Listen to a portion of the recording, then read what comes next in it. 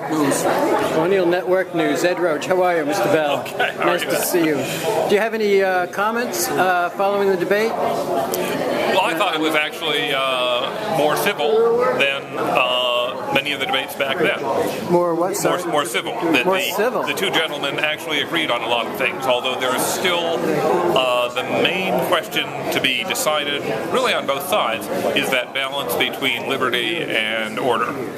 And a standing army provides perhaps more order, the militia system more liberty, but there are times, as with the battle when the command lines were so confused or attenuated, that perhaps more order would have been necessary on the American side, and there are times in the British Army that I'm sure the men would have preferred more liberty.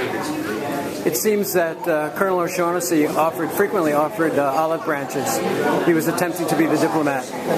Yes, he was, and I'm not sure that all of his colleagues in the British Army feel the same way. I think that a great many of them were bred as aristocrats, and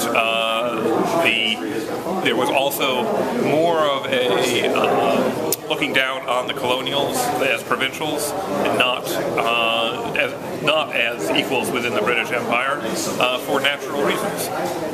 And how was your take on Colonel Coots's presentation? I thought he too was